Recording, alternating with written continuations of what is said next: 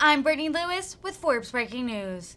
Senator Maria Cantwell commented on historically high gas prices on the Senate floor Thursday. Data from AAA revealed as of Thursday that the national average is $4.60 per gallon. The Washington Democrat introduced the Transportation Fuel Market Transparency Act. This legislation calls for transparency to make sure, quote, no one is taking advantage during this tight supply and artificially driving up that price for their benefit. Listen in as she explains. President, I come to the floor to talk about developments this week in trying to fight to make sure that American consumers aren't paying artificially more for gas to fill up their cars and trucks and take a vacation for the holiday than they should be paying. And this is an important issue for everybody in the United States, but particularly my constituents who all throughout the state of Washington are paying, well, Seattle definitely over $5, many other parts of the state over $5, and if you're not paying more than $5 a gallon, you're paying very close to $5 a gallon. So it's important that members of Congress do their job in oversight and policing of these markets to make sure that there's transparency. That is a bright light to make sure that no one's taking advantage during this tight supply and artificially driving up that price for their benefit. That is why we introduced the Transportation Fuel Market Transparency Act that asked the Federal Trade Commission to expand on authority Congress already gave to them to police transportation petroleum markets and make sure that the trading that is done on indexes that have very little oversight, that those indexes have a brighter light shine on them so that we make sure consumers aren't being gouged because of the kinds of practices that happen. Well, lo and behold, just this Tuesday, the federal government in the Department of Justice and the CFTC, the Commodities Futures Trading Commission, basically gave a statement on the largest settlement in history, a civil and monetary penalty and disgorgement exceeding $1.1 billion on Glencore, one of the largest commodity trading firms. It's a major participant in the global physical oil and oil derivatives market, and for more than a decade, it engaged in a wide-ranging scheme to manipulate oil markets, schemes to defraud other market participants by manipulating the information going to financial markets, schemes that created artificially high benchmarks so that Glencore's derivatives and physical positions would settle or price at levels more favorable to the company. And these were some of the same practices that were uncovered during the Enron scheme. I know the presiding officer knows because she comes from the state of Nevada, and two of the areas most hard hit by the electricity crisis were the state of Washington and the state of Nevada.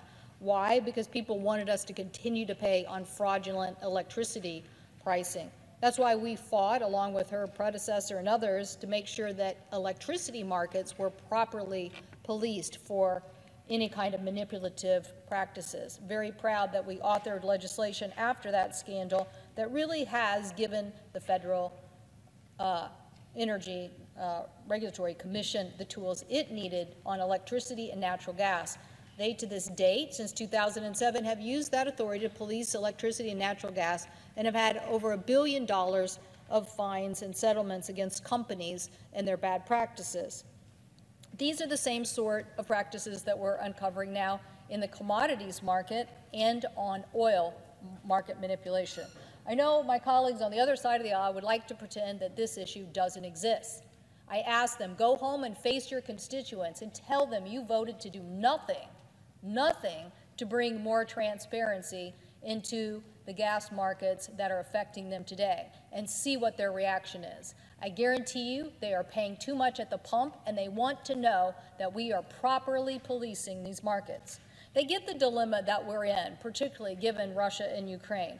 They get the issues of a changing economy coming out of COVID, but they're madder than heck when they read about some company that has been doing this practice for decades and basically making money off of the back of their hard earnings. Consumers could pay as much as $1,000 more for gas this year. They want to know why. This company raked in over $320 million in improper gains, and while some of the record settlement involved penalties for bribes and kickbacks in foreign countries, The company agreed to pay $480 million in settlements for criminal and civil investigations for various fuel oil prices. So various fuel oil products that were manipulated and impacted, including Los Angeles and their bunker fuel oil, New York Harbor and low sulfur fuel oil, New York Harbor and high sulfur fuel, U.S. Gulf Coast high sulfur fuel oil. Now, not sure how much of consumers ended up getting fleeced, but it is clear that at least hundreds of millions of dollars impacted these markets. And as the presiding officer knows, because she's been the chief law enforcement for her state, if you don't have a policeman on the beat policing these markets, more of these fraudulent activities will exist. After the derivative crisis, I also made sure that Anti-Manipulation Authority went to the Commodity Futures Trading Commission. When we called recently to ask about their use of this authority, they told us they had put fines and penalties against companies at over $4.5 billion. That was before Tuesday's announcement of clear oil market manipulation. Now, some of my colleagues, as we push this transparency bill through the Commerce Committee, said, why, if they caught some people on Tuesday, do we need to mark something up on Wednesday? Well, the issue is that we were talking about the futures market. As I just read, these companies are very adept at manipulating the futures market and the physical market to get their best gain. We are asking our colleagues to vote for transparency in the physical market of indexes traded after the product is refined. We know that there is a world oil price. We know that it's refined. But what we can't figure out is after it's refined, why, particularly on the West Coast, is it at exorbitant rates? Well over the national average and paying well over what we think market fundamentals determine. We saw at a hearing that we had before the Commerce Committee, energy experts testify that some of these fundamentals do not make sense, that something else is going on in the market. So why turn down the opportunity for us as a federal government to get more transparency in these energy markets? Why would anybody want to say that more transparency over these indexes is not a good idea? Well, some of our colleagues, I'm not sure, because they offered no substantive amendments to the legislation before us. In fact, those that were what I would say some improvements around the edges to the bill, we actually accepted in committee. The rest of the amendments offered were all about the issues and discussions of more supply, which were out of the jurisdiction of our committee, and I encouraged my colleagues to take them up on the Senate floor. So no substantive changes were offered to this legislation. Nobody objected on the basis of the idea that transparency is a bad idea. And yet people are holding on to an idea that they don't want to answer about this issue of manipulation.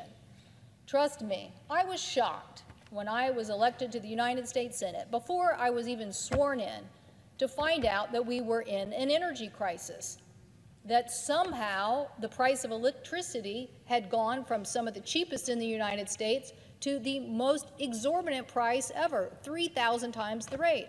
I thought this couldn't possibly be a scheme. This couldn't possibly be something perpetrated, because obviously we would catch that. Obviously we have a policeman on the beat. Well, it turned out that the California market, what is called the ISO, really wasn't catching it, and there really was manipulation by Enron.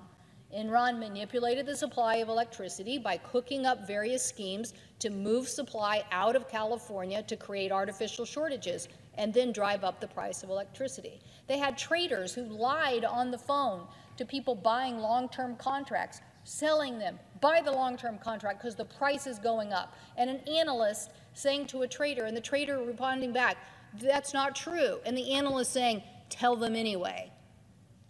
And that is the kind of thing that we need to police. So I was shocked to find that one of my first tasks, being a United States Senator, was going to spend 2 years policing electricity just so my state and the state of Nevada would not pay on fraudulent contracts for more than a decade. I guarantee you, not only would the lights in Vegas have gone out, but much of the Washington economy would have been affected. This is so important now because these high gas prices are affecting every sector of transportation. It's affecting our airline economy. It's affecting our trucking economy. I've heard from our railroads on the diesel engine prices. It's affecting every part of our economy while we have to pay more. And even if it is 50 cents, as one of the witnesses testified, it may be as much as 50 cents a gallon that is artificially being put onto the consumers.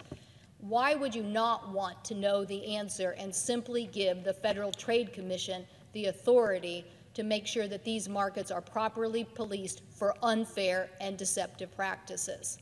I know my colleague who's presiding knows, because we've even had suggestions from the Federal Energy Regulatory Commission, that the practice is so bad among energy traders that we should consider legislation to ban energy traders who continue to perpetrate these schemes.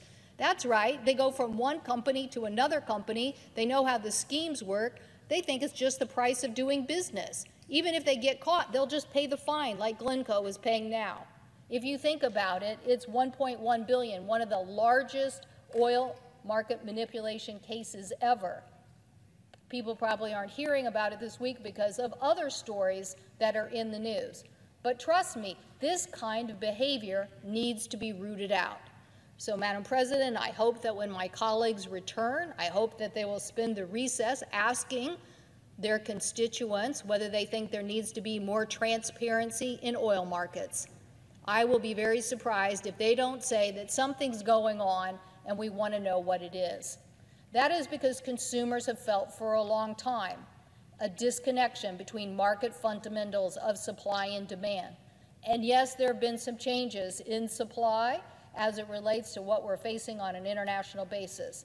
My constituents understand that. But we have always been an isolated market in the Pacific Northwest. 4 refineries in my state, most of the supply coming from Alaska, and yet we pay the highest prices in the nation. So our constituents want to know why. So my colleagues, Senator Wyden, Senator Feinstein, and I have prosecuted these issues. We have asked for more information transparency. In both instances, when we were successful with electricity and natural gas, we did find behavior that need to be rooted out.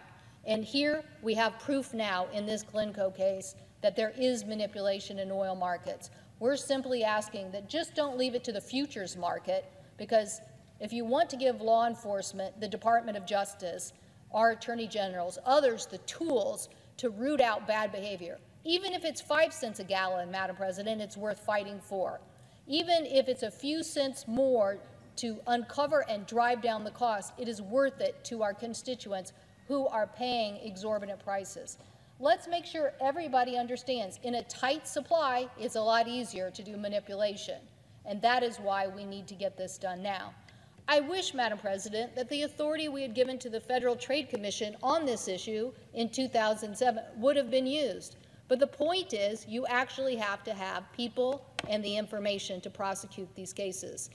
My colleagues at the Federal Energy Regulatory Commission built such a unit. That unit, as I said, has been successful in monitoring electricity and natural gas. I hope that they will emulate what the Federal Energy Regulatory Commission has done. I'm proud that the CFTC and our Attorney General, Merrick Garland, made this announcement on Tuesday of this unbelievable manipulation, of bribery, of schemes, of all of the works that go behind the scenes for people to make billions of dollars of profits when we and our consumers are being gouged at extra prices. Let's find the answers. Let's do something as basic as passing a law about transparency on a product, petroleum, that is so critical to our economy. I thank the President, and I yield the floor.